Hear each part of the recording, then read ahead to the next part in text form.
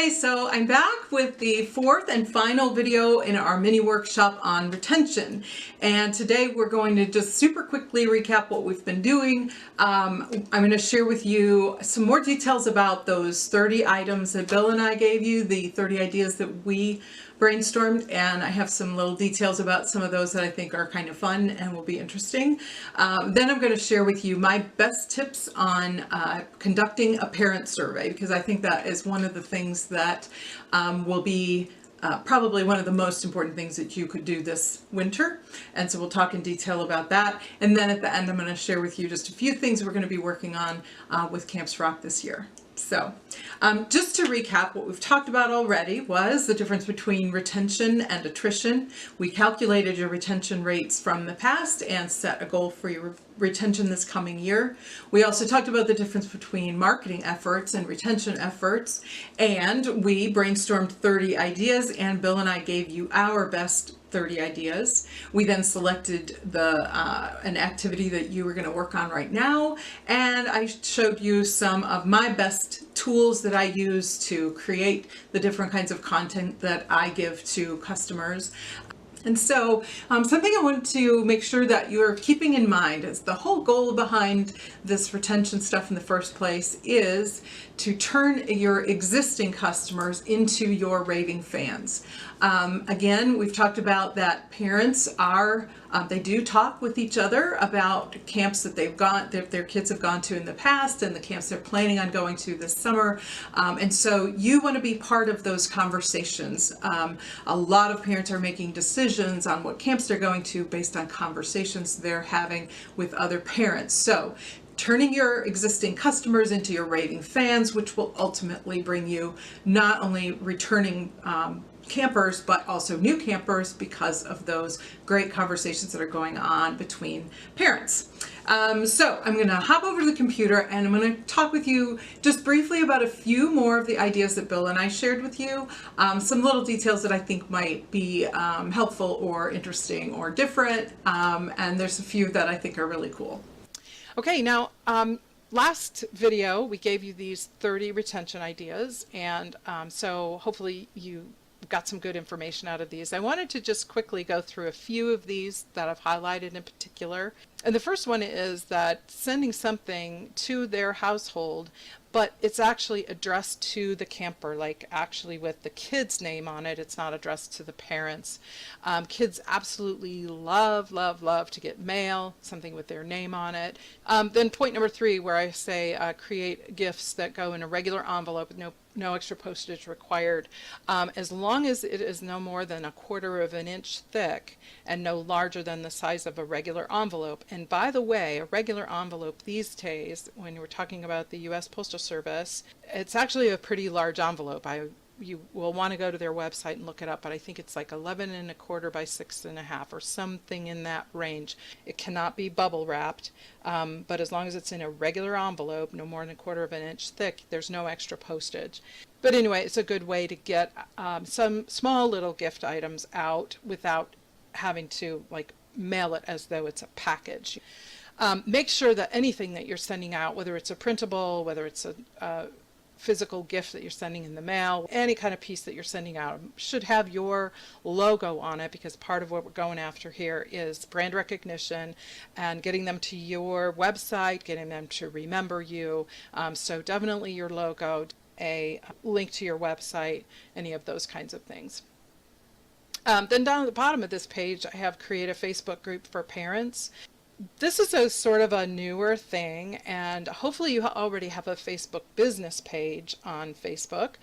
But in addition to that, a Facebook group for parents. Facebook users are seeing more from their groups than they are from the business pages that they follow. So I don't know if you've noticed that, but when you post something on your business page, the organic reach is getting less and less and less. It's getting harder and harder to actually get your posts seen by your fans. So by creating a Facebook group, you will actually get more views of anything that you post there. Plus it gives you another place to post things. So again, if you've written an article, you're going to post it on your Facebook business page, but you're also going to post it inside your Facebook group, and you will actually get more views on the Facebook group. Unfortunately, you can't see a lot of statistics about that, but it still will actually be seen by more people. Okay, and the next one is number 10, use an email automation tool and set up a winter email sequence. So the email automation tool that I use is called ConvertKit. I like it.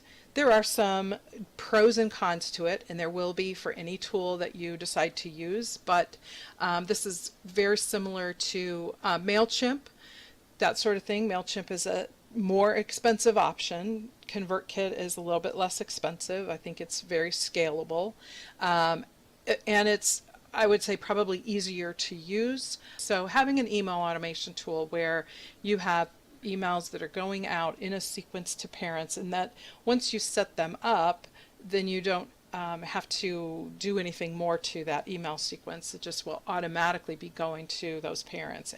The next one down here, point number 16, ask for reviews on Camps Rock. The great advantage to you for that is it's a huge difference from having a testimonial on your own website to having a completely unbiased review on a third-party website the parents really trust. Now, I will tell you this, that when we get reviews on Camps Rock, first of all, they don't get posted immediately. I am the one that actually reviews and approves each of the reviews that parents leave. And so far, I have never had a negative one come through. However, if I ever did have a negative one, I want you to know that I will always contact you first before I approve that message.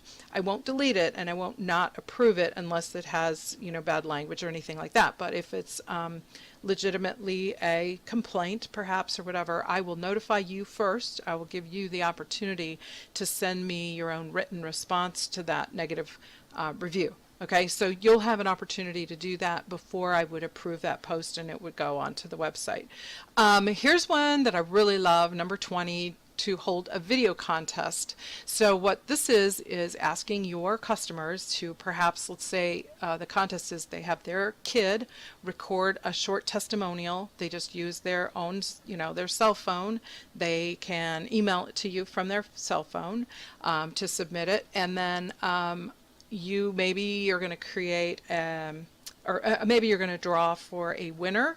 That's going to be a drawing. Maybe you're going to have some judging of it. Maybe you're going to make, maybe there's multiple winners. You got to figure out what is it that they win. Do they win a little prize? Do they win a little coupon? Or you could simply use it as a way.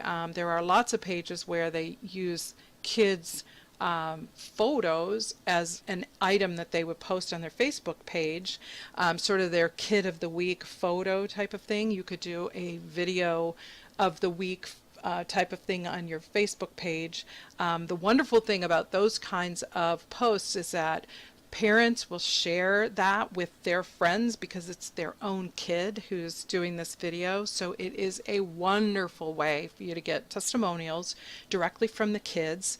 They record the little video for you. You post it. The parents promote it.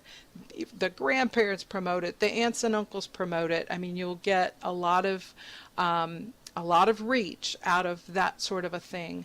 The other thing you can do is, I wrote here, you can edit together some of those testimonials together in one piece and make that a promo piece for next spring that you can, cut and paste a variety of different testimonials all within one little, maybe 1 minute long promo piece.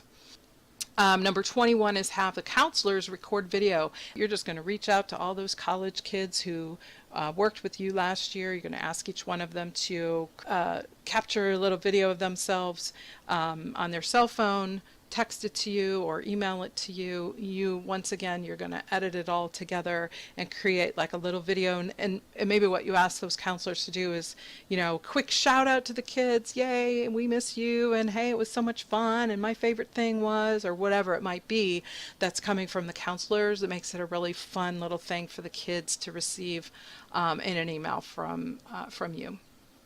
And then the last one I have at the bottom there, number 30, is I think a really fun idea. Now that's something that you won't implement until actually next summer, but through the summer months, having the kids write themselves either a little postcard or a little letter that is, again, it's like the to future me. Kids love this sort of things, like a little time capsule bit that is something they write to themselves so that the following year in the spring, you send out that email. All right, so there you go, some additional information and ideas about those 30 items that Bill and I gave you, and hopefully at this point you can pick, I would suggest you pick somewhere between 5 and 7 different items that you really want to do this winter. And you want to make sure there are a variety of different things, because different parents will be attracted to different kinds of emails or different materials that you send to them or invite them to. And so just make sure it's a kind of a variety of different things. What I do then is I figure out what order I want to do them and actually plug those items into the calendar so that roughly every month or somewhere in that time frame, I have something that I'm using to reach out to the customers. And then once you've sort of plugged those into the calendar, then you work backwards to figure out, okay, if I'm doing a survey, what are the different activities I need to do to get myself ready to actually implement the survey. So for example, we've got to write the questions, and then we've got to get them into the survey tool, and then we've got to start promoting the actual survey. So those are some different activities that I need to also get onto the calendar so that everything can get accomplished when I roughly want it to be. All right, so the next thing we're going to do, again, I'm going to hop over to the computer. I'm going to share with you my best tips for conducting a parent survey. Again, we're working on that right now. I'm working on the questions and getting them into SurveyMonkey. So I'll share with you all the things that I've learned over the years about conducting a survey. We're going to head to the computer now to talk about conducting a survey. If you want to click on, there's a link on this video, or you can go to directormemberclub.com, and to the mini workshop lesson number 4, you'll find the video for conducting a survey.